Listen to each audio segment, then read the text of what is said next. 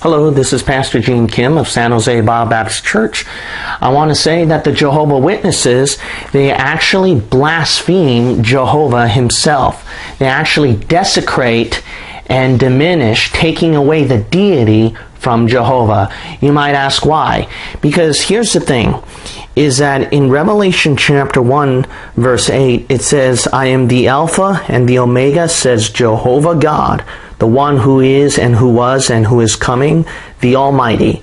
So Jehovah here is speaking, and who is Jehovah? On verse 18, I am the living one, and I became dead, but look, I am living forever and ever, and I have the keys of death and of Hades. Notice in verse 18, Jehovah was alive, then dead, and then brought back to life again. Who is that? That's Jesus Christ. However, Jehovah Witnesses, as you might notice from this picture right here, is that this Jehovah Witness, they try to separate Revelation 1 verse 8 from Revelation chapter 1 verse 17 through 18. Because this is Jesus, right here is Jehovah. They want to separate the two. Now, here's something that Jehovah Witnesses got to understand, is that if Jesus is Jehovah, and they try to separate and take away that deity from Jesus, you see, then they are blaspheming Jehovah. They are taking away the deity from God himself, if it's true that Jesus is Jehovah. Now let's compare several verses and see if this is so or not. Notice that they try to separate verse 8 from 17 through 18. But if you notice these 2 points right here, it's going to be impossible. Let's first cover this part right over here, okay, at the bottom. So notice right here that at Revelation chapter 1 verse 8, Jehovah says, I am Alpha and Omega. On verse 17, Jesus right here, Revelation 1:17 to 18, he says that he is the first and the last.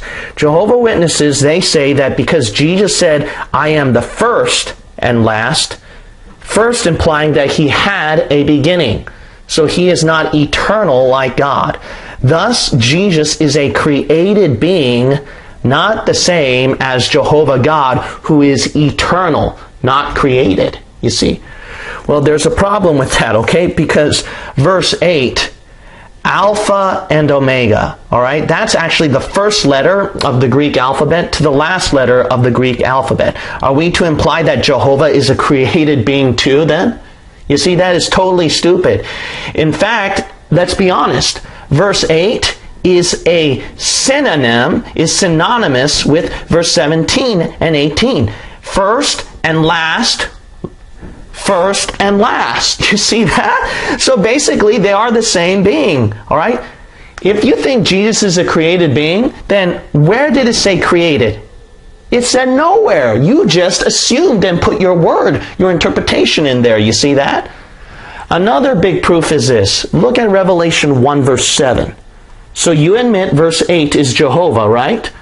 Look what Jehovah said.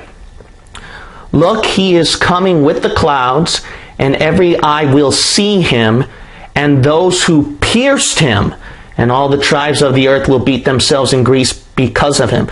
Notice right here that Jehovah was pierced. Well, Jesus Christ was pierced on Calvary, right? When was Jehovah ever pierced? You see, there's no doubt. This is Jesus Christ.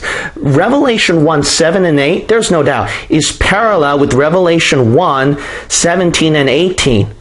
About the death, burial, resurrection of Jesus Christ with him being pierced on Calvary.